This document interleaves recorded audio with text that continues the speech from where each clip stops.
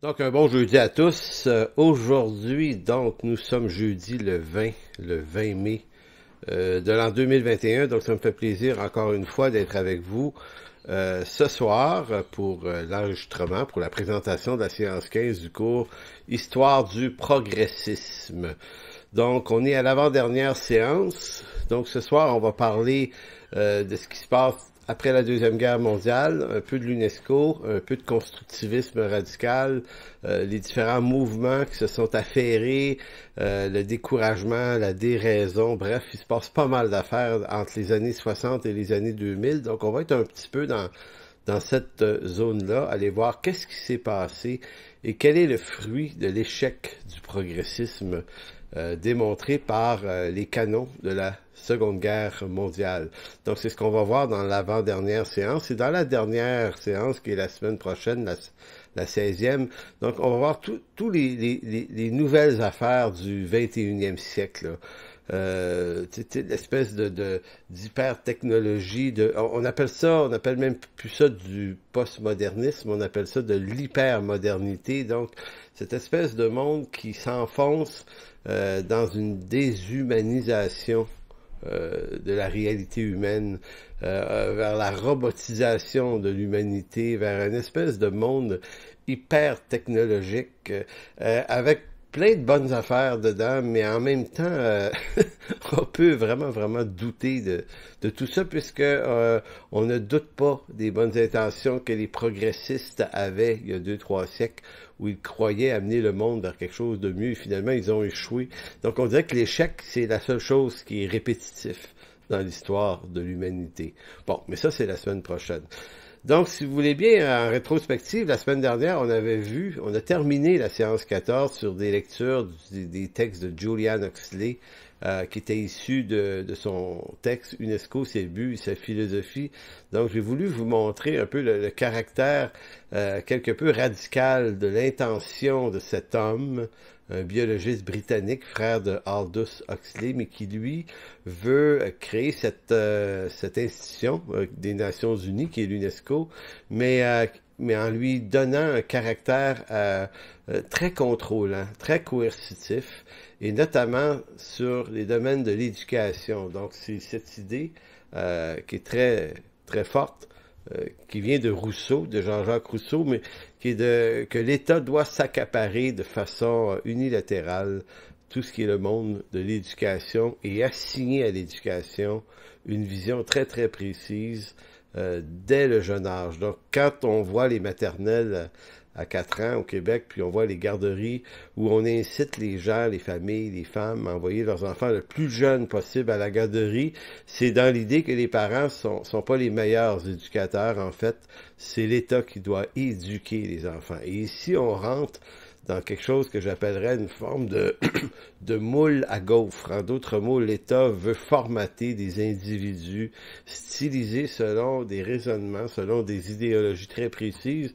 Et le but poursuivi par l'UNESCO, leur but à eux qui se donnent est toujours un but de bonne intention, c'est de formater les choses pour ainsi éviter des guerres, des conflits, puisqu'on se dit que puisque c'est dans l'esprit des hommes que naissent les guerres, ben il va falloir agir dans l'esprit des hommes pour empêcher les guerres. Donc, en quelque sorte, ce soir, on va voir maintenant, on va revenir un petit peu sur l'UNESCO, mais pas trop, mais sur des idées qui sont sorties de là. Donc, c'est comme si, après la Seconde Guerre mondiale, qui se termine en 1945, on a l'impression que l'Occident en particulier, parce que cette guerre-là, ces deux grandes guerres-là ont eu lieu en Occident, faut-il le savoir, entre pays occidentaux surtout. Donc c'est l'Occident qui est sous le choc, puis c'est l'Occident qui était le maître à penser du progrès et de toutes les innovations et les améliorations. Donc c'est comme si la civilisation qui s'est le plus avancée dans ça a été la plus affectée par les effets négatif du phénomène. Donc, on a l'impression que l'Occident entre dans une phase bipolaire. Je sais pas si mon mot est bien choisi, mais il y a comme deux grandes affaires qui arrivent après la Deuxième Guerre. Il y a comme deux deux grandes affaires. C'est pas des décisions en tant que telles, là. C'est des effets, c'est des conséquences, c'est qu'est-ce qui se produit, et ça se divise en au moins deux grandes affaires. D'une part, il va rester encore des hommes et des femmes qui vont qui vont se persuader de croire que l'homme peut quand même progresser vers un monde meilleur par l'éducation et la mise en place de mécanismes politiques susceptibles d'imposer une paix durable sur la Terre. C'est l'UNESCO, c'est ces gens-là, c'est les Nations Unies. Donc, on peut pas les accuser de ça prend des gens qui gèrent le chaos. Fait qu'eux autres, tous ceux qui ont envie de gérer le chaos, ben, ils ont choisi de faire de la politique, puis de faire de la politique à la manière des Nations Unies et de l'UNESCO, puis de créer une forme de gouvernance mondiale autour d'un certain nombre d'idées. Projet qui échoue depuis 75 ans maintenant. C'est pas que les intentions sont pas bonnes, c'est que le cœur de l'homme étant ce qu'il est, ben, ça finit toujours à faire des politicailleries. Maintenant, les gens de bonne intention, c'est ce qu'ils vont faire. Donc, par l'UNESCO, ben, on va élaborer une approche éducative à l'échelle internationale et elle va porter un nom, le socio-constructivisme ou le constructivisme, ou même appelé quelquefois le socio-constructivisme radical. Je me suis penché là-dessus il y a à peu près une quinzaine d'années. J'ai fouillé, j'ai lu beaucoup là-dessus parce que dans les années 90, mon épouse et moi étions à l'université, tous les deux, et ma femme en éducation, puis en linguistique et tout ça, puis on a été témoins du renouveau pédagogique là, qui s'est instauré dans les universités et qui amenait une nouvelle, l'implantation de nouveaux systèmes scolaires dans les écoles au Québec. Fait qu'on s'est rendu compte que le modèle scolaire est passé d'une idée à une autre complètement différente. Et ça nous a intéressés, ça nous a inquiétés en fait, puis c'est ce qui fait que j'ai commencé à m'intéresser au socio-constructivisme radical. Je vais en parler un peu plus loin, expliquer de quoi il en retourne. Donc, il y a ça d'une part. Donc, premièrement, ceux qui veulent instaurer une espèce de paix durable pour l'humanité, mais par des moyens coercitifs et politiques assez forts. Et d'autre part, il y a toute l'autre partie des hommes qui se lancent dans la désillusion intentionnelle. C'est l'idée du vivre et laisser vivre, de laisser tomber les morales, de laisser tomber les structures, de laisser tout tomber là, finalement. C'est un peu le désengagement, c'est une désillusion, c'est un découragement. C'est un peu la réaction de ceux qui se disent, ben, il n'y a rien à faire. C'est du cynisme, en d'autres mots, c'est de la démission, c'est comme, bon, ben à quoi bon? À quoi bon essayer d'absolument changer le monde? Il veut pas changer, donc mangeons et buvons, puis mourons, puis amusons-nous pendant qu'on vit, puis donc c'est cette espèce de culture de décrochage. Donc c'est pour ça que je dis qu'on est dans un monde un peu bipolaire, parce que vous avez des gens qui vont se mettre au service de conceptions très radicales de l'éducation et de la construction d'un avenir, et vous avez d'autre part une autre gang qui, eux, sont complètement dans la désillusion, ils veulent plus. Et vous allez voir qu'est-ce qu'ils font, eux autres. C'est assez intéressant. Donc, cette période de l'histoire humaine marque clairement la fin du monde moderne. Monde moderne dans le sens où les attentes d'un monde meilleur par le progrès et la paix s'avèrent à leurs yeux une utopie. Donc, je l'ai dit un petit peu, le monde moderne meurt avec la Deuxième Guerre mondiale. Puis, quand le monde moderne, c'est pas juste des bébelles qu'on invente puis qui nous facilitent la vie. C'est aussi ça. Mais le monde moderne, souvenons-nous que dans l'esprit des gens, c'était l'idée d'un monde meilleur par le progrès. Donc, le monde moderne, c'est pas le progrès lui-même, c'est les effets positifs du progrès sur le changement de l'homme, du cœur de l'homme, pour faire de lui un être moins cruel, plus paisible, donc une paix plus durable. C'est ça qui a échoué, parce que des bébelles, on en invente encore, des technologies, on en invente encore, ça n'arrête pas, ce bout-là du progrès. Mais l'idée, l'attente profonde qui était attendue, elle n'a pas été livrée, et ça a tué cette idée de la modernité. On rentre donc dans une période qu'on va appeler la postmodernité, qui veut dire le dépassement du monde moderne. L'idée de la modernité en tant que certitude d'un monde meilleur tombe en mille miettes dans les années 60. L'homme ne croyait déjà plus en Dieu, mais maintenant il ne croit plus non plus en l'homme. Et ça, c'est particulier, c'est ça la cause de la grande désillusion. Si Dieu a été mis de côté, parce qu'on a mis notre foi en l'homme et sa capacité à produire du progrès et de la paix, et que l'homme échoue lamentablement, ben c'est le désespoir, là.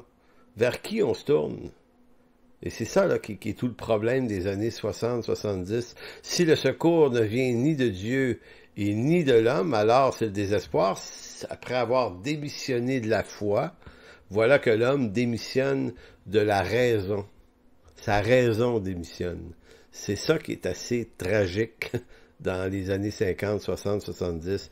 Le passé, le présent, mais aussi l'avenir n'ont plus de sens. Puis là, souvenons-nous que dans les premières séances, j'expliquais que les hommes du 15e et 16e siècle ne juraient que par le passé. C'était ça qui avait de la valeur. Et pour eux, l'avenir ça n'existait pas l'avenir. C'était pas là. L'avenir, c'était suspect, l'avenir. Les nouveautés étaient suspectes.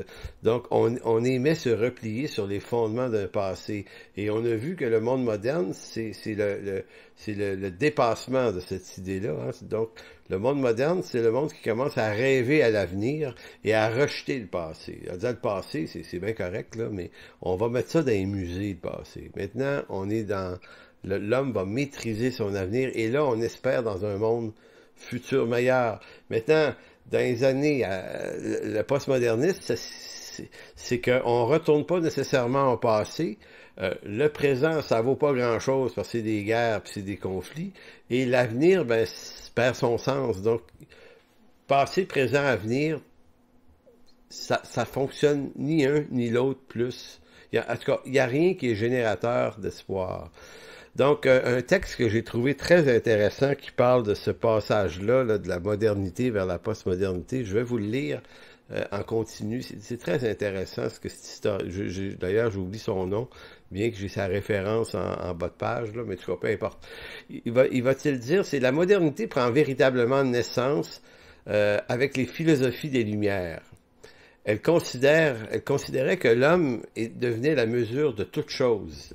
Quand on dit que l'homme est la mesure de toute chose, c'est ça qu'on appelle l'humanisme athée. L'homme devient le centre, la mesure de toute chose et non plus Dieu. L'esprit moderne présupposait la connaissance comme accessible à l'esprit humain.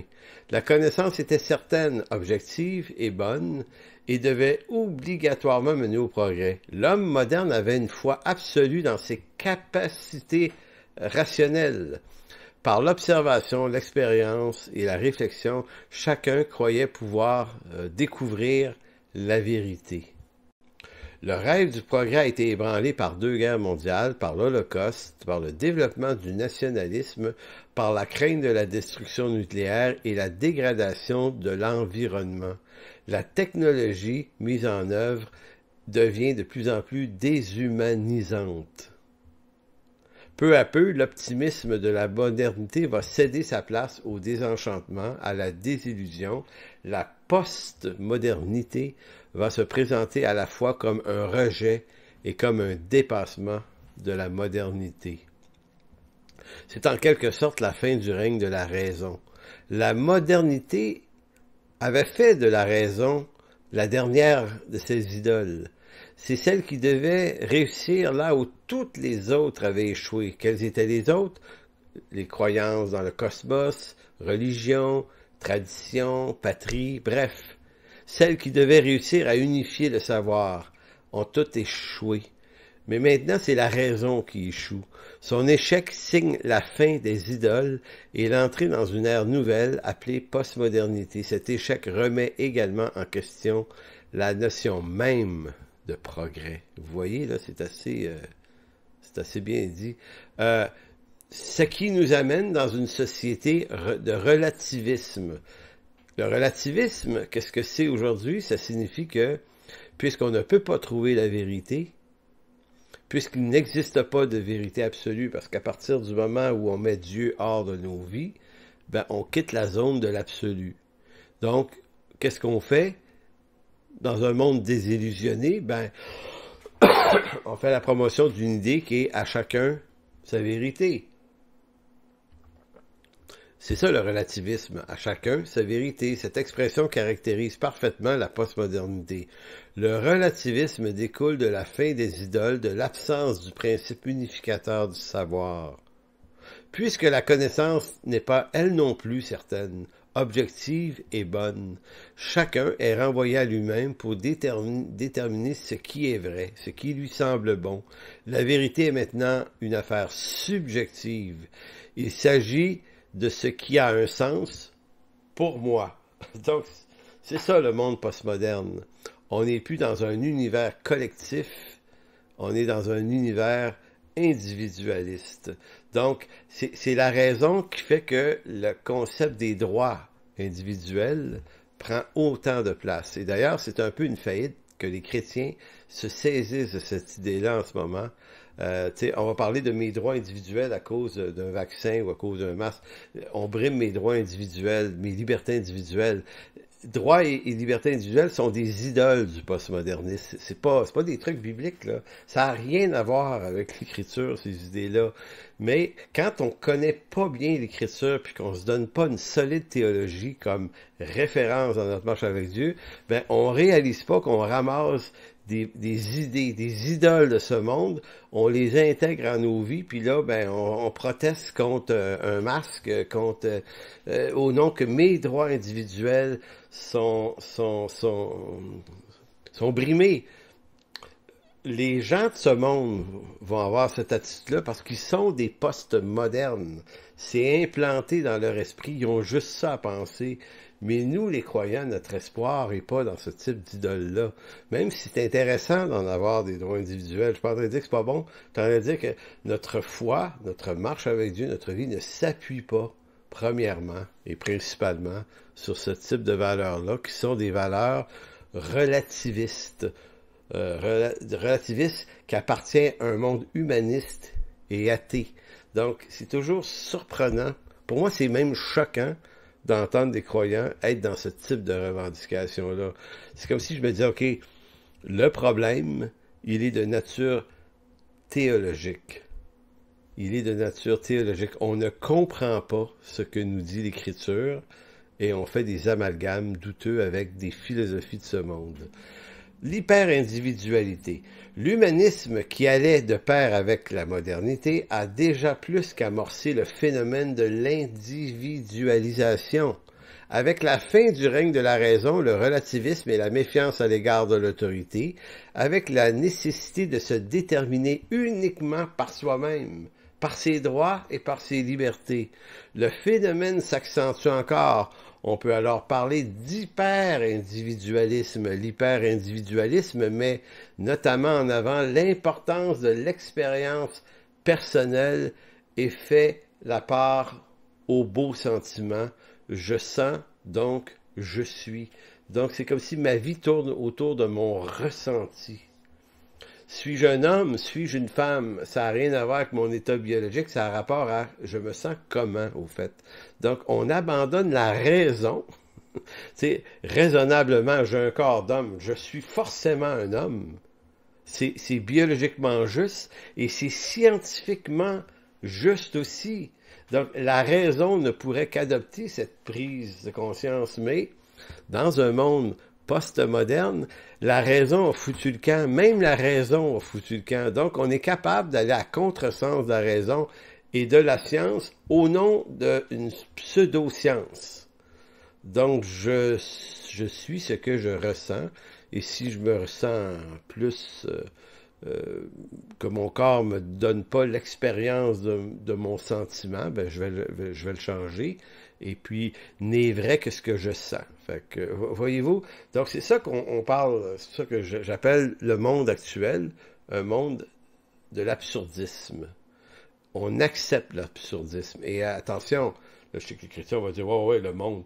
Non, non, mais ça, c'est là aussi, chez les chrétiens, mal affermi dans l'Écriture, comme je vous disais, l'hyper-revendication continuelle de mes droits, de mes libertés, de prétendre que je suis persécuté pour toutes sortes de raisons, euh, de rentrer dans le discours sociopolitique d'une gauche radicale et plaignarde et d'en faire partie, c'est d'être récupéré par ces courants de valeurs-là, et c'est d'être en train de quitter la foi biblique, même si on pense qu'on est toujours des chrétiens affermis, mais notre combat, finalement, on réalise pas qu'il devient un combat sociologique et politique au nom des revendications d'un monde humaniste et athée, mais dans lequel nous, comme chrétiens, on a réussi à se donner une version biblique avec quelques collages de passages dans ça.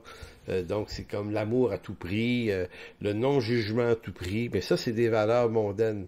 Donc, l'Écriture doit redevenir la matrice de notre réflexion, non pas au mépris de ce monde, mais par amour et par compassion pour ce monde, on doit revenir et se réintégrer dans un message de l'Évangile qui est très, très présent. Pour continuer cette lecture, ici, sous-titre « La prééminence de l'instant présent ».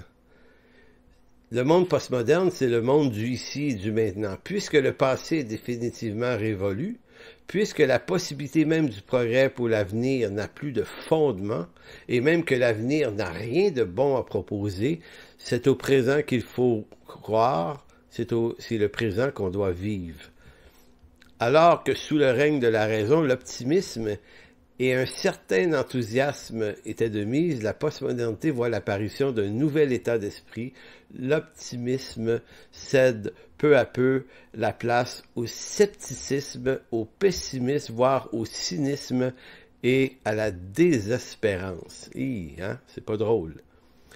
La question qui se pose, c'est y a-t-il un retour aux religieux dans ce type de monde? 3 caractéristiques nous semblent majeures. Tout d'abord, il s'agit d'un religieux à la carte et non un religieux selon ses propres valeurs. Un religieux que l'on se construit soi-même, parce que dans un monde relativiste et individualisme, et qui repose sur mes droits, mes libertés, moi, mon ressenti, je peux être un chrétien puis me bâtir mon christianisme à la carte. Je vais prendre de l'Écriture ce qui m'arrange un peu.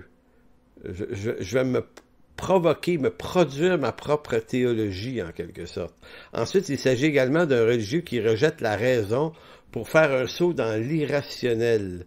La foi, sans la raison, peut-elle exister? Enfin, ce retour du religieux témoigne certainement de l'impossibilité pour l'homme de vivre sans croyance.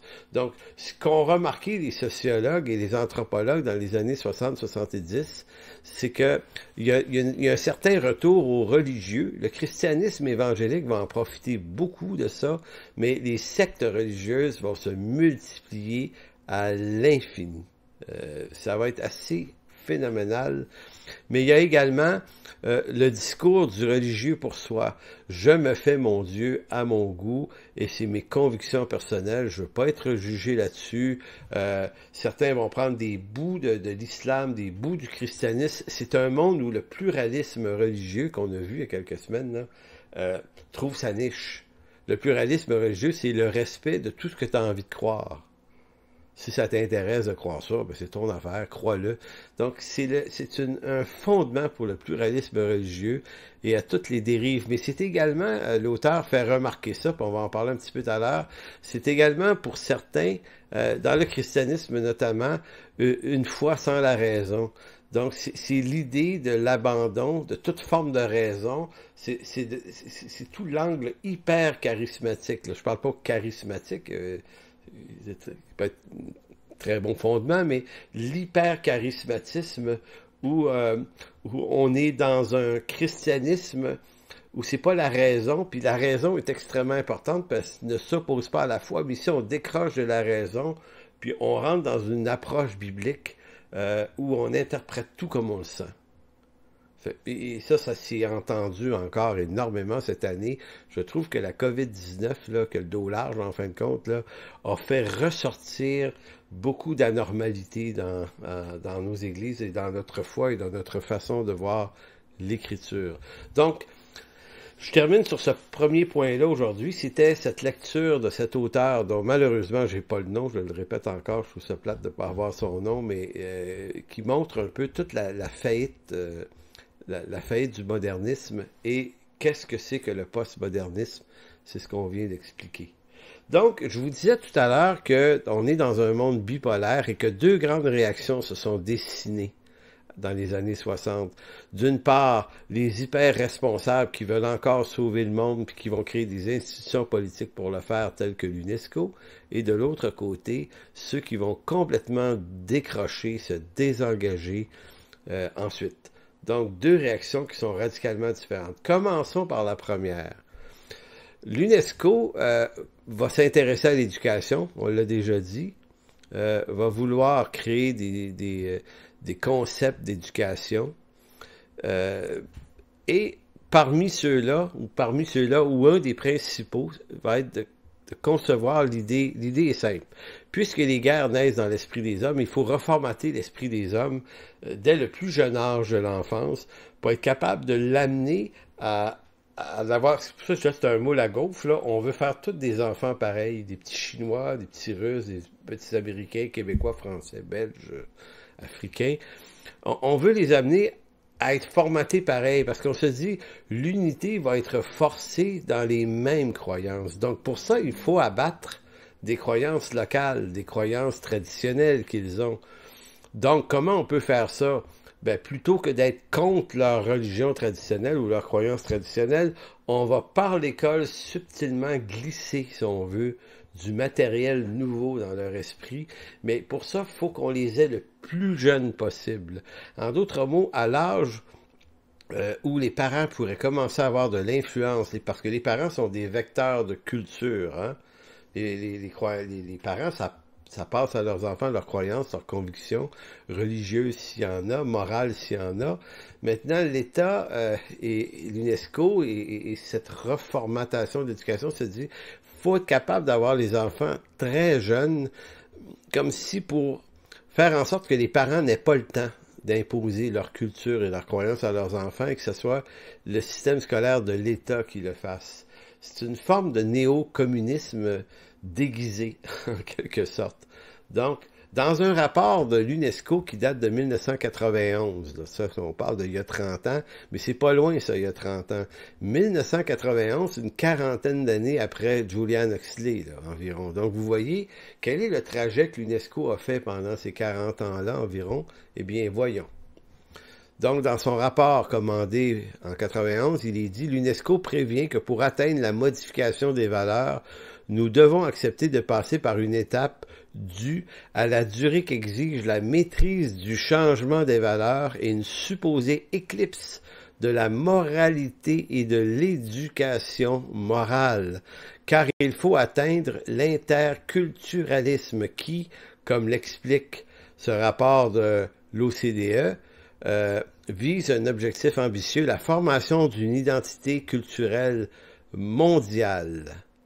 Vous voyez, une nouvelle culture mondiale qui ne soit plus marquée par l'eurocentrisme, ni par l'ethnocentrisme ou l'américanocentrisme, ou par quelques attachements aveugles à ses propres croyances et valeurs. Donc, l'UNESCO affirmait donc qu'il faut débâtir, déconstruire quelque chose chez les gens, le plus jeune possible, pour les amener à une valeur, un internationalisme. Il y a un homme qui a travaillé là-dessus en France, c'est un journaliste français, il est ingénieur et enseignant à l'époque, là, je sais pas quelle année, ça fait une dizaine d'années, mais il enseignait, lui, à l'université Aix-Marseille 3, professeur d'informatique. Il s'appelle Pascal Bernardin. Il a écrit un ouvrage qui s'appelle Le Machiavel pédagogique. J'ai essayé c'est le Machiavel pédagogue ou pédagogique. J'étais en France il y a quelques années. J'ai voulu trouver ce livre-là, j'ai jamais réussi. C'est probablement un livre qu'on n'arrive plus à trouver, mais c'est un livre que j'aimerais lire un jour. Sauf que j'ai trouvé beaucoup d'articles de Bernardin ou de gens qui ont commenté son ouvrage qui s'appelle Le Machiavel pédagogue. Et voici ce que lui va dire concernant l'UNESCO et ce modèle pédagogique nouveau. Il va dire l'UNESCO joue un rôle primordial dans cette partition totalitaire. Les organisations internationales au premier rang duquel l'UNESCO établissent les normes qui sont transmises par des États nationaux adhérents et qui redéfinissent le rôle de l'école. Celle-ci, l'école, devint le véhicule d'une révolution culturelle et éthique destinée à modifier les valeurs, les attitudes et les comportements des peuples à l'échelle de la planète. Rien de moins. Les techniques de manipulation psychologique ne se distinguent guère des tactiques de lavage de cerveau qui sont utilisées par cette organisation à tous les niveaux. Donc, ce que M. Bernardin est en train de dire, ben voyez-vous, ça a tellement échoué que l'ONU et l'UNESCO se sont dit, bon, ben, on va y aller avec des méthodes très, très fortes. Pourquoi pas la manipulation? Mais évidemment, on ne donnera pas ce nom-là. Ils diront pas que c'est de la manipulation. Mais Bernardin, il dit, mais ça en est. C'est de la manipulation. C'est de l'excès d'autoritarisme de prendre les enfants le plus jeunes possible, de convaincre les enfants qui sont des mauvais éducateurs. C'est de la manipulation. Les parents le croient aujourd'hui, là. Beaucoup de parents qui se disent, hey, mon enfant va être bien mieux dans une garderie qu'avec moi, là. Moi, j'étais un idiot. L'État a formé des spécialistes en gardiennage d'enfants dans les garderies. Puis, hey, c'est là qu'ils vont vraiment, vraiment, vraiment progresser.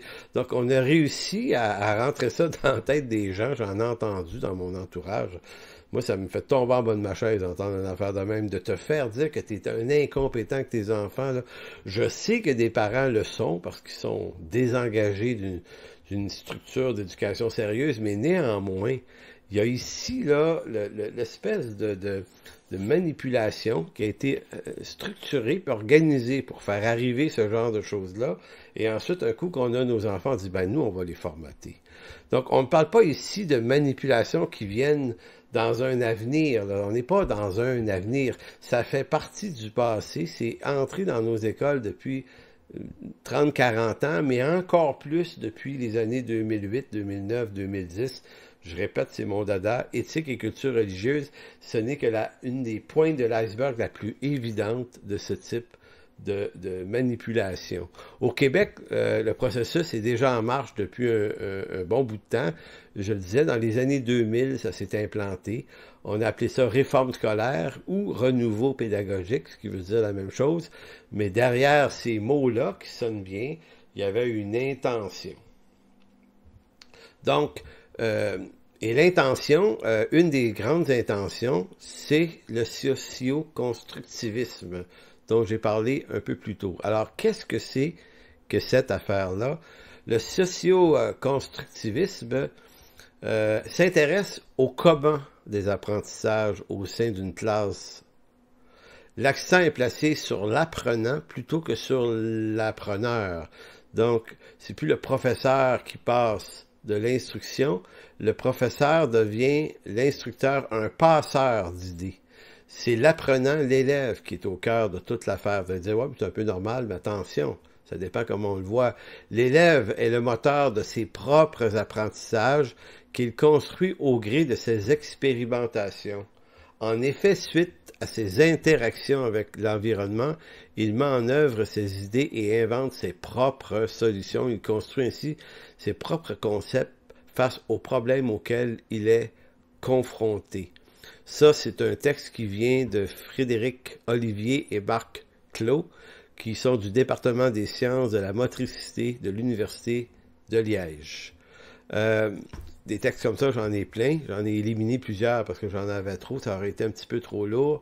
Mais le socio-constructivisme, ça signifie de créer un univers où l'enfant développe lui-même ses propres apprentissages et croyances. Il va y passer des mathématiques, du français, de l'anglais, puis toutes sortes de matières quand même. Mais on va utiliser ce qu'on appelle le modèle de façon transversale.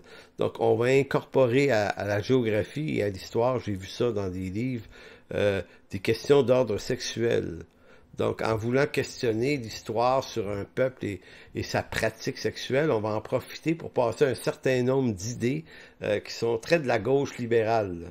on va passer des valeurs d'homosexualité, de tout ça. Donc, en géographie, en histoire, on est capable de passer toutes ces valeurs-là un peu partout à travers les différentes matières. Un prof de français chrétien que je connais bien m'avait dit il y a plusieurs années, il dit, je suis un peu découragé, il dit, je suis en secondaire 4, je suis prof de français, mais je réalise que c'est pas tant du français que j'enseigne, mais je suis en train d'enseigner à mes élèves toutes sortes de valeurs qui me dérangent, mais c'est dans les ouvrages. Mais on apprend le français à travers l'apprentissage de ces valeurs-là. Donc, on est en train de remasteriser l'esprit des enfants sous prétexte du français. Voyez-vous, c'est ça là, le renouveau pédagogique, c'est ça le socio-constructivisme. Dans une certaine mesure, l'approche socio-constructiviste permet à l'enfant de se construire un univers qui est bien à lui. Pour y arriver, on doit l'amener vers une pédagogie du conflit qui consiste à déconstruire l'ensemble des idées reçues dans son milieu familial, culturel. Le socio-constructivisme est dirigé par une illusion, l'illusion de la libre réflexion, c'est-à-dire l'illusion du supposé réfléchir par soi-même qui provoque, pour bien des éducateurs, une admiration sans borne. Ils vont se dire, hey, c'est l'enfant et tout son potentiel qui est développé, c'est lui qui se bâtit sa propre identité à travers ça, que c'est merveilleux, on n'est plus intrusif, l'enfant peut grandir, s'épanouir. Maintenant, dans le concept conventionnel de l'éducation, qu'est-ce qu'il y avait avant? C'était la transmission de l'apprentissage.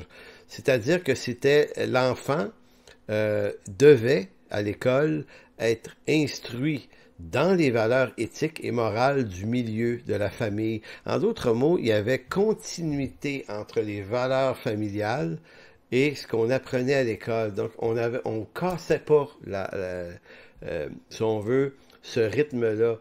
Le renouveau pédagogique, c'est la cassure entre la famille et les valeurs culturelles d'une famille et d'un milieu et le milieu d'apprentissage qui est à l'école. Donc, l'école n'amène plus l'enfant ailleurs. En d'autres mots, l'enfant n'était pas amené ailleurs, il était consolidé dans les valeurs de son milieu. Mais cette approche a été délaissée par la réforme pédagogique, et notamment au Québec, mais c'est pareil un peu partout dans le monde. Il y a un penseur de l'éducation au Québec qui est bien connu, qui travaille probablement plus, là, à sa retraite, c'est Fernand Ouellette, avait écrit des ouvrages dans lesquels il faisait la promotion de ébranler la suffisance identitaire. Pour lui, Ouellette, qui est un des pères du cours éthique et culture religieuse, admet implicitement que l'enseignement religieux doit chercher à déraciner les petits Québécois de souche et de valeurs religieuses de leurs parents. Il va en faire beaucoup la promotion. J'avais des textes de lui à lire, mais je me suis dit que ça serait encore beaucoup de textes. Fait que je vais plutôt aller assis directement pour expliquer qu'est-ce que le constructivisme que M. Ouellette et plein d'autres au Québec ont voulu établir dans le monde scolaire. Donc, constructivisme, veut dire plutôt que d'instruire l'enfant dans des savoirs absolus, on le place dans une situation qui favorise pour lui-même une construction de ses opinions par ce qu'on appelle la délibération. Ce qui séduit dans cette approche pédagogique, c'est que l'enfant est stimulé à réfléchir sur ce qu'il doit croire plutôt que d'adopter une croyance déjà réfléchie. Donc, vous pourrez dire, ouais, mais c'est bon de réfléchir à ce qu'on veut penser parce qu'on veut croire. Oui, mais sauf que si on le fait en vue de déconstruire vos valeurs parentales, là, il y a une violation ici, là. Il y a quand même une prise en charge c'est pour ça que Bernardin appelait ça, c'est une forme de lavage de cerveau. Donc, intéressant, mais c'est pas éthique du tout. Est-ce qu'il y a des problèmes dans ce système-là? Parce que est-ce que ça livre ses fruits après une vingtaine d'années au Québec d'implantation de ce système-là? Ben, en fait, c'est que cette approche, ce qu'elle a fait, comme dommage, c'est qu'elle provoque une distanciation de l'enfant et de ses parents. l'enfant croit savoir mieux que ses parents et en vient à mépriser leurs valeurs. Moi, j'ai rencontré des dizaines et des dizaines de parents qui l'ont vu arriver dans leur vie. C'est-à-dire que leurs enfants, à l'école, ont développé des croyances qui s'opposent complètement aux leurs et l'enfant se balance littéralement de ce que les parents pensent. Donc, le parent peut plus jaser de sexualité avec ses enfants, l'instruire dans ses valeurs à lui. Le jeune, lui, il reçoit ça à l'école, puis il reçoit ça dans des réalités, puis des convictions complètement différentes. Puis le parent, il peut même, à la limite, être poursuivi en justice s'il s'objecte au fait que son enfant veut prendre une orientation autre que celle que sa biologie lui impose. Ça devient extrêmement délicat. Donc, vous voyez une mainmise qui n'est pas juste éducationnelle, mais qui devient judiciaire aussi. Maintenant, ça, c'est un dommage qui m'apparaît extrêmement grave. L'autre problème du socio-constructivisme, cette approche prétend améliorer le rendement des apprentissages des enfants, mais en réalité, est-ce que ça fonctionne? Non. Le taux d'échec et de décrochage scolaire n'a jamais été aussi élevé depuis ce temps-là, et tellement que qu'on abaisse les standards. Ça, c'est des professeurs qui me l'ont dit, même des bons profs dans des écoles privées où les standards étaient relevés. Un prof me dit, ben moi, je me suis fait dire par la direction de baisser mes standards dans les examens pour faire passer le plus de jeunes. En d'autres mots, ils sont moins bons à l'école qu'avant, mais il faut qu'ils passent pareil. Parce que les parents qui ont payé pour que leur enfant ait une bonne école privée, ils veulent pas avoir un échec, eux autres. Ils veulent avoir réussite, même si l'enfant, en réalité, aurait échoué. Et là, tu dis, ben voyons donc, c'est fou. Mais on a créé un renouveau pédagogique qui amène les enfants à être, sur le plan scolaire, beaucoup moins performants. Donc, à mon avis, c'est un grave problème qui est dû à ce renouveau-là. L'autre problème, le dernier, il y en a plein d'autres, mais l'autre problème, c'est la manipulation idéologique qui veut amener l'enfant à voir le monde selon un point de vue strictement laïque, athée, matérialiste, sinon pluraliste. Donc, encore là, il y a eu une idée. Les gens qui ont pensé à ce système-là, c'est des Julian Huxley d'abord, c'est des athées évolutionnistes, donc humanistes, matérialistes, veut dire pour eux, tout est matériel, il n'y a pas de Dieu, il n'y a pas d'autre monde que le monde de la matière. Donc le socio-constructivisme part de l'idée que rien n'est absolu et que tout est relatif, donc tout discutable. Tout peut être discuté. Les opinions en ce domaine ont toujours été considérées comme une affaire personnelle. Maintenant, on veut amener l'homme nouveau à se développer des opinions sur des sujets à partir d'une matrice idéologique cachée et conçue par des penseurs de l'UNESCO et autres, et de nos ministères de l'Éducation, de nos penseurs universitaires, docteurs de tout acabit. Comment fonctionne exactement ce modèle-là? Ben, il fonctionne un peu comme un modèle à coller. Vous avez déjà fait des modèles à coller. Vous ouvrez une boîte, il y a un avion, par exemple. Moi, quand j'étais jeune, j'aimais ça, j'achetais des petits avions en bois, là, c'était des palettes de bois très, très, très légères, puis on arrivait à se construire un avion, il y avait un cadre, il y avait des petits trous, des broches, il y avait une hélice, les ailes, puis là, on twistait l'hélice avec un élastique, puis quand l'hélice commençait, quand on l'avait tourné, on lançait l'avion, puis l'hélice projetait l'avion, puis tant que l'hélice tournait, ça volait, puis ça planait. Puis il y avait, dans ce genre de montage à coller-là, c'était pas à coller, là, c'était à assembler, il y avait peut-être 10, 12, 15 pièces, dépendant de la complexité de l'appareil qu'on achetait. Mais le socio-constructivisme, c'est ça. Sous prétexte de ne pas imposer à l'enfant ce qu'il doit croire, faire et construire, on lui propose de construire lui-même une démarche, sa propre démarche d'apprentissage, pour qu'il puisse de lui-même découvrir ce qu'il est capable de croire, qu'il puisse découvrir pour lui-même ses croyances et ses orientations, parce qu'on inclut la sexualité dans ça. Donc on dit à l'enfant, t'es un garçon, mais peut-être pas. Maintenant, comment tu vas le savoir? Donc, on va lui donner un modèle à coller avec des idées dans une boîte. C'est une image là, que je vous donne, là. Et on va fournir les idées, puis l'enfant va bâtir ça. En d'autres mots, c'est assez simple, hein? Si vous donnez des morceaux d'avion déconstruits à un enfant, il va rapidement, s'il est intelligent, comprendre que c'est un avion, puis il va être logiquement capable de comprendre que l'aile, elle s'insère dans la petite fente ici. Ah oui, ça va là. Et il a vu des avions avant. Fait que c'est comment c'est fait, là. Puis la petite aile en arrière, puis il va comprendre que l'hélice va en avant. En d'autres mots, sans que le professeur lui dise, il est capable de faire un avion. À peu de choses près, elle va fonctionner, puis probablement qu'il va arriver à faire exactement ce que le modèle voulait qu'il fasse. Donc lui, quand il a construit l'avion, il se dit, ciel, c'est moi qui ai fait ça. Donc, c'est moi ça. Je suis capable de faire ça, c'est moi ça.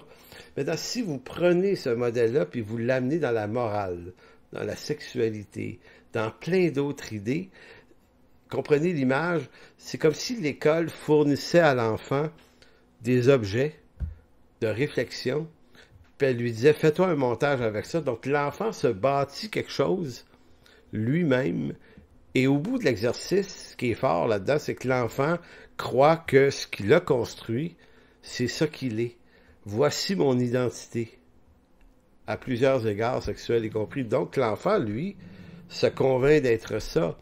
Mais ce qu'on lui a pas dit, et c'est là la supercherie du système, c'est que qui a mis les objets dans la boîte avant? C'est qui a décidé de ce qu'il y aurait comme objet dans la boîte? Parce que ceux qui ont mis les objets dans la boîte savaient que ça donnerait un avion à la fin. Donc l'enfant n'a pas construit tout à fait quelque chose, il a été manipulé par un certain nombre d'objets qui ont donné un avion qu'il croit avoir construit, mais c'est que ça pouvait pas donner autre chose qu'un avion. Fait que transposez ça dans le reste des valeurs et vous venez de comprendre l'éducation dans le monde du 21e siècle. C'est une grande manipulation en vue d'amener les enfants ailleurs que dans les valeurs de leur milieu parental. Cette idée est faussement manipulée car les pièces du modèle à coller sont soigneusement choisies par le système éducatif en vue d'amener l'enfant à croire ce que ce système éducatif veut bien qu'il croie. Mais puisque l'enfant y arrive de lui-même, l'enfant croira que tout ce qu'il a fait est du domaine de ses valeurs et de son orientation. Le constructivisme place devant l'enfant et bon, ça je l'ai dit. Maintenant, ça, et je termine cette partie-là avant de tomber sur la dernière partie du cours d'aujourd'hui. Ce que je voulais vous exprimer, c'est cette partie du monde bipolaire dans lequel on est. Je vous avais dit, d'une part, il y a des hommes et femmes qui veulent encore sauver le monde, mais qui vont aller avec un système plus radical, des institutions politiques et scolaires très intrusives dans le monde des familles et des enfants qui vont se donner des moyens comme le socio-constructivisme pour arriver à leur fin, et tout ça en vue de modeler l'homme nouveau. Donc, c'est comme si on disait, les vieux, trop tard, là, vous êtes plastifiés, c'est durci dans votre tête, vous ne changerez pas d'idée, mais nous, on va prendre vos enfants et on va créer une nouvelle génération.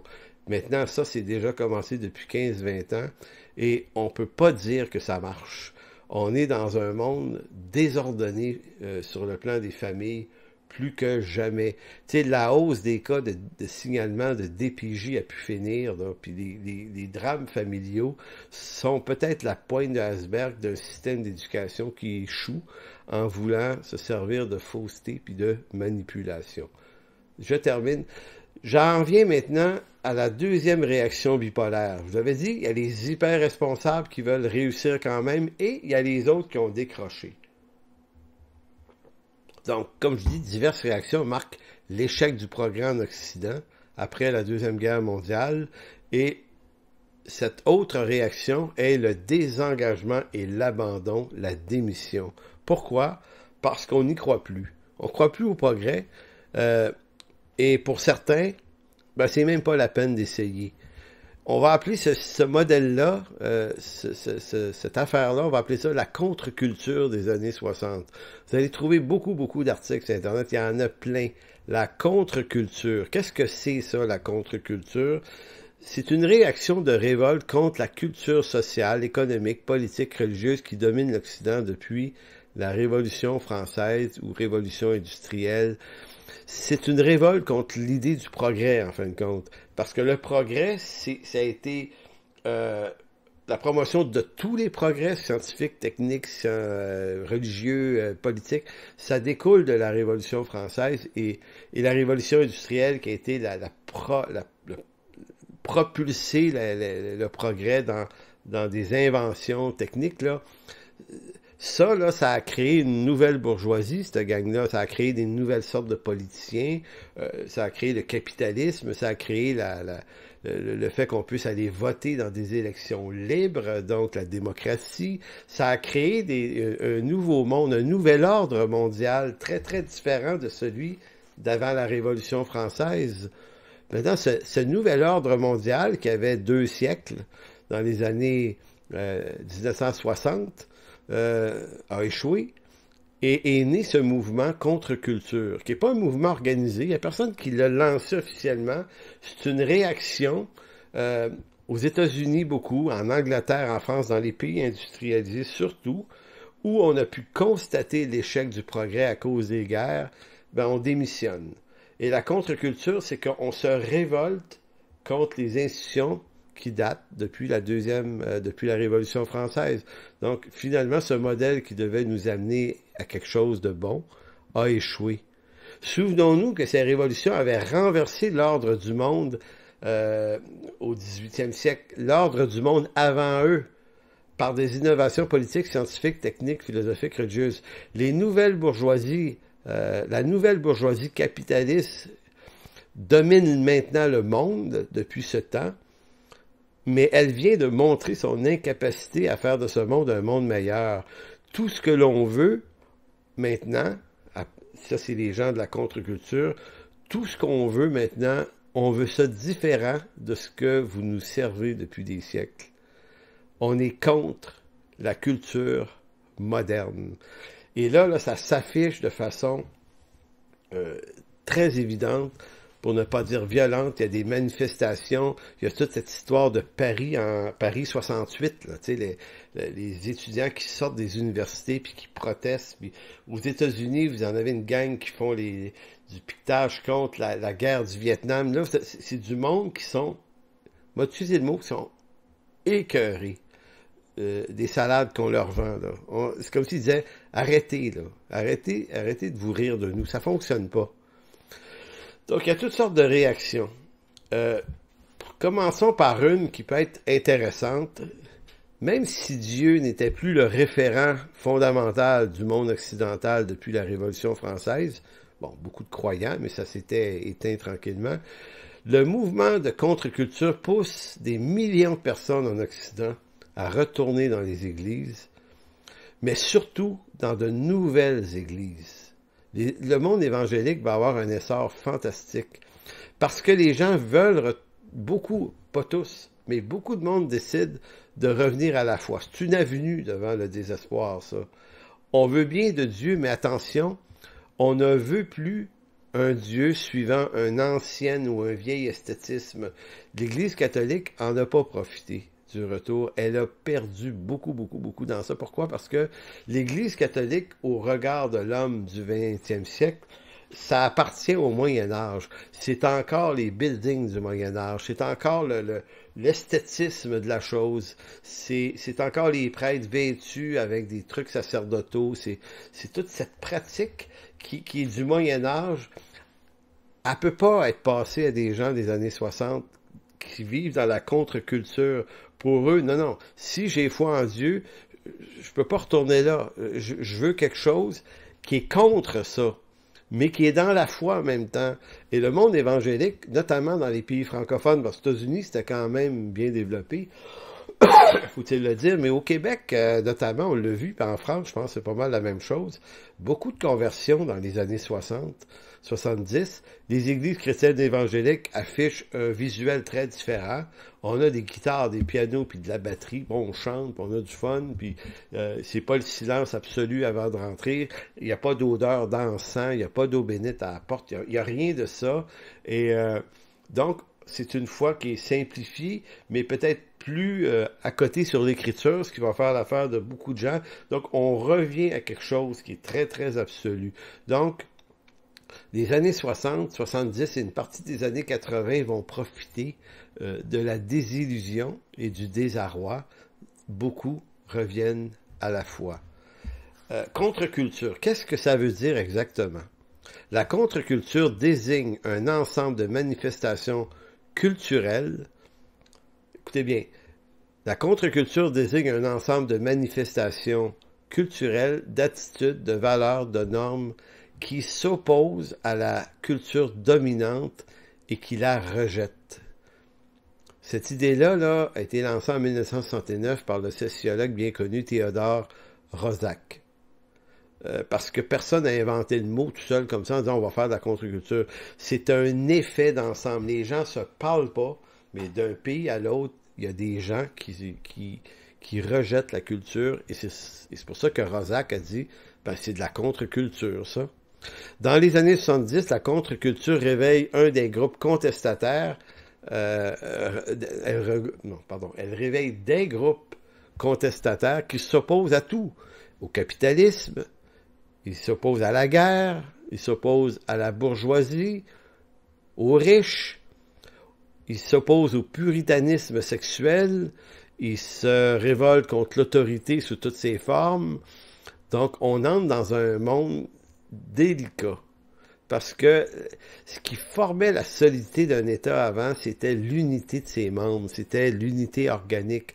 On travaille dans un même but. C'est comme on travaille on est prêt à mourir pour son pays là, à la guerre. C'est tellement fort là, le patriotisme. Mais tout ça, ça meurt dans les années 60. Mouvement contre culture. Les gens veulent pas aller à la guerre aux États-Unis contre le Vietnam. Ils se disent pourquoi ils restent se battre là? Je n'irai pas donner ma vie. Et on comprend que les guerres sèvent les capitalistes. En d'autres mots, General Electric aux États-Unis construit des bombes dans ses usines et à un moment donné, les bombes, il faut bien les faire tomber sur la tête de quelqu'un pour pouvoir construire des nouvelles bombes et faire tourner l'économie. Idem pour le monde de l'armement militaire, les avions, tout ça, les chars d'assaut, c'est une industrie énorme, mais énorme et gigantesque. Donc, je pense que c'est rendu à 900 milliards de dollars aux États-Unis actuellement, le budget militaire. Donc, pour que le budget militaire reste élevé, il faut qu'il y ait des guerres, il faut que les Américains se battent. Et là, il y a du monde qui allume aux États-Unis, là, qui se dit hey, attends une minute, là, moi, je n'irai pas me faire mutiler juste parce que mon peuple me fait accroire, mon gouvernement me fait accroire qu'ici, là, on va se battre pour des grandes valeurs démocratiques, alors que la démocratie échoue. Le capitalisme est devenu sauvage. Donc, c'est ça la contre-culture, c'est des gens qui allument. Ils ont l'intelligence de se rendre compte que ça marche pas, que c'est un échec. Mais on fait quoi avec un échec comme ça? On ne sait pas quoi faire, mais tout ce qu'on sait, c'est qu'on peut quand même se révolter puis dire qu'on n'est pas d'accord. Fait que là, c'est le début là, des grandes marches, des grandes manifestations. Manifeste pour tout, là, n'importe quoi. Là. C'est n'importe quoi qui peut nous dire qu'on est contre le système. On va y aller. On cherche autre chose aussi dans la contre-culture. Le christianisme évangélique, comme je vous en ai profité, mais les religions hindoues aussi, les religions mystérieuses, l'expérimentation des drogues, le psychédélisme, la musique rock, les camps nudistes aussi, le mouvement punk, le mouvement hippie, la libération sexuelle, l'avortement, le féminisme, l'homosexualité sont autant de réactions contestataires contre un ordre établi depuis la Révolution française.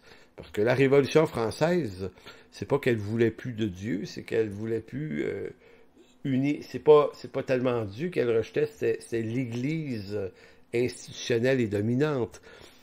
Mais l'ordre moral chrétien était quand même resté dominant en Occident. Maintenant, on rejette ça. Pourquoi ne pas divorcer finalement quand on n'est pas heureux, puis pourquoi ci, puis pourquoi ça. Donc, si tout ça est remis en question, il y a deux réactions dans la contre-culture. En fait, il y en a plus que deux, mais je vous en nomme deux qui sont très connus. D'une part, vous avez le mouvement hippie, qui est un peu la version pacifique de cette réaction. Le mouvement hippie, vous savez, c'est l'amour libre. Si on se marie plus, on couche avec tout le monde, on fait des enfants ici et là, on croit à ça, c'est peace and love, et puis on fume du pot, puis on écoute de la musique rock, puis on flippe, on a du fun, puis qui est une utopie. Mais cette utopie-là était une réaction à l'ordre établi. Et donc, vous avez donc cette version pacifique dans la réaction, et vous avez le mouvement punk, qui, lui, est un autre gang de personnes qui réagissent au même problème, mais eux autres, c'est la réaction violente du mouvement contestataire qui marque l'abandon de toute forme de structure sociale. Donc, eux autres, c'est plutôt violent. On s'enlaidit. Hein, c'est laid, là. Il y a des gens qui ont embelli ça par la mode, mais au départ, c'est cette idée de se coiffer les cheveux en toutes sortes de couleurs, de se faire des coupes de cheveux bizarres, le côté skinhead, c'est la violence, c'est fuck the queen, on rejette l'établissement, les autorités, la politique, c'est un mouvement de révolte violent, réaction violente, mouvement hippie, révolte, mais réaction pacifique. Les deux sont passés de mode aujourd'hui. C'était d'autres utopies rajoutées sur les utopies. En conclusion, cette semaine à ce cours, la fin du 20e siècle est marquée par la désillusion généralisée en Occident. C'est ça le monde postmoderne. C'est un monde désespéré qui ne croit plus ni au passé, ni à l'avenir, mais qui n'a de raison de vivre que pour le présent. Il se passe quoi dans ce monde-là postmoderne depuis 30, 40, 50 ans? Ben, drogue et fuite de la réalité en essor, en augmentation, tellement qu'on a légalisé au Québec le cannabis, comme à plein d'endroits en Occident. On assiste au décrochage scolaire des jeunes de façon faramineuse, là. Puis qu'est-ce que ça veut dire, le décrochage scolaire? C'est quoi derrière ça? C'est que l'enfant n'y croit pas, lui, à l'avenir. Pourquoi j'étudierais? J'y crois pas. C'est ça. Décrochage parental également. Qu'est-ce que c'est le rejet, le décrochage parental? C'est le rejet des structures familiales. Les parents se font des enfants, mais ils ne croient pas à la famille tant que ça. Finalement, l'engagement du mariage est pas valorisé, donc et beaucoup de parents décrochent par rapport à leurs jeunes, les confient à l'État. Il y a beaucoup de problèmes reliés à ça. Je ne suis pas en train de dire que tout le monde sont des mauvais parents en passant, mais c'est rien que pour dire que la famille est en crise depuis ce temps-là. Le divorce également, qui montre crise relationnelle homme-femme. L'homme et les femmes se comprennent plus là, dans le monde actuel. C'est le nombre de psychologues et de thérapies là-dessus, c'est assez effrayant. Donc, c'est crise dans les relations hommes-femmes, c'est culture de mort, avortement, euthanasie, aujourd'hui légalisé. C'est ça, le monde postmoderne aussi. C'est suicide en hausse chez les jeunes. Signification que ça a, le suicide, c'est la perte de sens. Homosexualité, transsexualité et tout ce qui accompagne la sexualité qui est sortie du cadre binaire homme-femme. Donc, vous voyez, c'est le monde. On est dans une période de l'histoire sombre, très, très sombre, où il n'y a plus rien qui va. Donc, toutes ces réactions sont des images nettes de l'échec du progrès qui conduit l'humanité dans la désorganisation sociale à grande échelle. Les États, nos gouvernements ne sont plus au service du progrès aujourd'hui, mais doivent désormais gérer un chaos social incessant qui s'étend à tous les domaines de la réalité sociale. Dans le monde du 21e siècle, le rôle des gouvernements se résume à gérer des revendications continuelles des groupes de pression sociale. Avez-vous remarqué ça? Nos gouvernements sont élus pour répondre à des revendications. C'est tout le temps ça. Il existe tellement de lobbies et de groupes de revendications pour tout, là, que continuellement, un gouvernement aujourd'hui, ça ne gère pas le rêve d'un avenir puis d'amener la nation plus loin, là. Ça fait juste gérer le day-to-day d'aujourd'hui qui se plaint, augmentation de salaire, eux autres veulent ci, veulent plus de congés, eux autres ci, ça. Puis le gouvernement est accaparé par un monde de revendications. Pourquoi revendications? Parce qu'on se croit propriétaire de droits et de libertés, l'idole du temps présent, et on croit qu'on a le droit d'avoir une vie exactement comme on la veut, puis si on ne nous la donne pas, on va la revendiquer, c'est tout, c'est ça. De ce fait, le monde politique se vide des femmes et des hommes de qualité. parce que nos États sont ingérables et chaotiques. Donc, on est loin des Churchill, puis des Roosevelt, puis des grands gestionnaires d'États, des grands... Il y a eu des grandes personnes là, qui ont géré des États, puis qui ont été des politiciens de haut niveau, inspirants. Il n'y en a plus. Il n'y en a plus. Il y a M. Trudeau, un bon monsieur, mais c'est pas inspirant, là. Puis M. Legault, un petit peu plus inspirant, mais quand même, on voit que c'est de la technocratie, c'est... De ce fait, le monde politique se vide de femmes et d'hommes de qualité parce que c'est ingérable. Avec les gens qui ont du talent, puis qui ont des qualités, puis qui sauraient faire, ils vont pas là. Ils ont l'intelligence de dire, moi, je me mets pas les pieds dans la politique, je vais me faire rentrer dedans l'année longue. Moi, rester chez nous, m'aller gagner 200 000 $ d'une bonne entreprise, je n'aurais pas tous ces problèmes-là. Donc, le monde de la politique est en crise aussi. La sphère politique en crise est prise en main maintenant par souvent des journalistes, des avocats et des technocrates qui ne rêvent plus à un monde meilleur, mais à tout le moins à un monde moins pire. Je dis des avocats, il y a tellement d'avocats maintenant qui font de la politique, parce que posséder les concepts juridiques du droit, c'est d'être capable de gérer la complexité de droit d'un État. Faut que tu sois un spécialiste dans le droit international, puis dans le droit constitutionnel, pour être capable de gérer un État tellement que c'est devenu compliqué. Fait que c'est l'échec du progrès qu'annonce le monde postmoderne. Donc, on va s'interrompre là-dessus, et la semaine prochaine, on va voir une certaine quantité de dérives, mais comment ce monde-là, qui est dans un chaos, comment il veut se réinventer. Puis là, c'est comme le rêve d'un monde biotechnologique, là, et ça va s'appeler ça l'hypermodernité. Donc, on se laisse et on se voit la semaine prochaine, même heure, même poste. D'ici là, ben, portez-vous bien. Bye bye.